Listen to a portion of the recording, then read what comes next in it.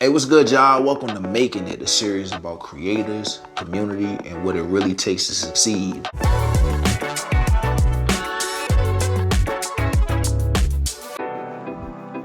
Before we jump in, I want to give a super special shout out to Cricket for sponsoring this video and helping creators like me and my dog Isaac here do more of what we love. First off, bro, I love your content, man. Thank you, man. Like, you got a good mix of like culture and athleticism, and you still like doing a lot, just talking about the community and a lot of history in there. But I want to know how you use this passion that you have to cultivate community. Knowing the story behind something or knowing the reason why it exists or why it's there is imperative, I think, to being successful either with it or next to it, and just understanding how it works. Also, a fact that, you know, today, like, Black culture and a lot of Black history is attempting to be, you know, kind of silenced and pushed down.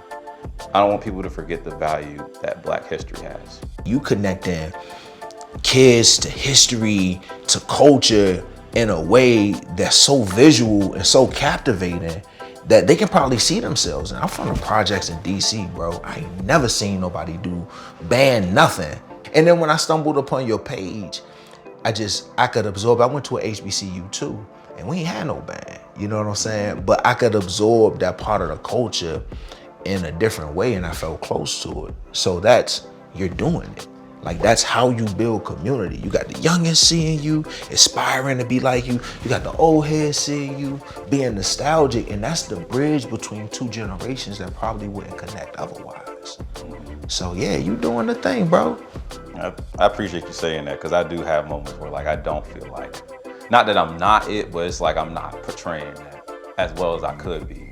You ain't here on accident. Yeah. Success too hard to stumble upon. Absolutely not. To just be here on accident.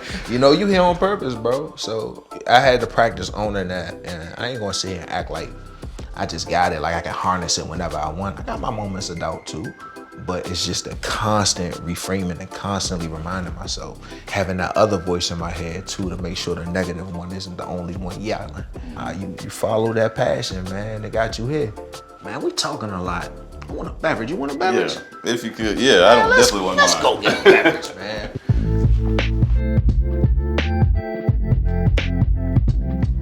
Give it to me straight, because it's some stuff I definitely want to make sure I iron out. How are you intentional, or I say, how do you be more intentional with your content and, you know, just more consistent when it comes to how you work and who you work with? Man, I think it's really just keeping in mind who I am and how I operate.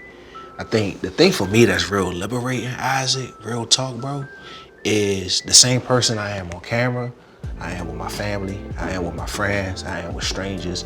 I'm the same person across the board. I just lean into different parts of that identity. So when you vibing and you being yourself, you don't really have to worry about those things. You lean into what feels good and what feels natural, and it just shows up on camera. So I think that's the intentionality, making sure that I don't put myself in a place where I feel fake or feel like I have to fit a certain narrative. Mm-hmm. So they came to me for me. Just give the people what they want and just make sure that I'm comfortable with what's going on. Exactly. Okay. Yeah. What about you, man? How do you stay intentional? I'm glad to say I have turned away from stuff. I know there's some content, like, or some things I won't speak on, just because, one, if I don't have an understanding of it, I won't say nothing about it, or I'll go do research on it. But if it's something that, you know, doesn't really resonate with who I am or the stuff that I put out or what my audience wants to see from me, it's like I'll kind of stray away from it. But at the same time, I still want to make sure I push myself, you know, to be more informed, you know, put out more content and stuff like that. You have made a career out of this, and this is your livelihood. Yeah. And I want to get to that. And you will. As long as you just don't sell out for the bag.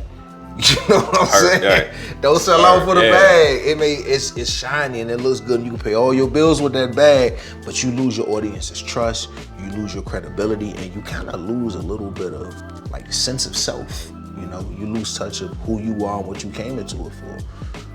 So what's one thing that you do to show up for your audience and yourself at the same time? Man, honestly, I show my mistakes. I love it because for me, it allows me to be really authentic with my whole process. You know, it allows me to not have to hide stuff, not have to maneuver around and put up this perfect image. I show my mistakes, I show my flaws, and I own them joints in public. It allows people to see themselves, like people to see the humanity. And then they don't have these unrealistic expectations of me. Listen, you know, sometimes you may say a bad word in your content, or you may admit I could have done better as a dad or as a husband or as a creator, as a man, as a person, as a citizen.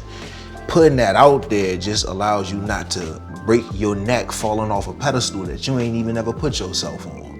You feel me? Yeah, man. And it's funny you say mistakes because, you know, sometimes people will hold you to your mistakes like so much. Man, what? Like hold you up against the wall because you might mess up or something. And I can speak just off experience, especially people in Black culture, and just like sometimes they can be the worst critics. We expect a lot from us. Yeah. So, you know, I do kind of hesitate when it comes to like my content. Sometimes it's like I want it to be perfect. I kind of want to set a great example, but at the same time, I don't want to show any mistakes. I don't want anybody like doubting what I know how to do. You know what I'm saying? So sometimes, yeah, humanity is who we all are. So I definitely get you on that. Yeah, it used to be people tune in because they want to see a perfect version of something. Now they want to see themselves reflected. People aren't perfect, so it all works. Right. All right, so you are a growing creator. I want you to tell me something that's important that you learned along the way. One of the things I have learned is social media will always be there. It's a process and it's a journey. And you know, you gotta be willing to wait. You gotta have patience. So Willing to wait is a bar. yeah. Yeah. I'm thankful for social media. It's cool to be there, but you know, even with all the, like I said, everything going on in the world and all different types of content coming at your face at one time, sometimes you gotta turn the screen off, take some time off, and just have patience with yourself and have patience with what you do.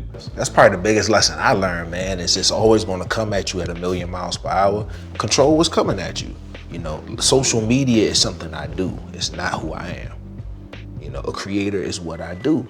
It's not who I am. I just make sure I feed those other parts of life while I'm still getting busy doing my thing online. Right.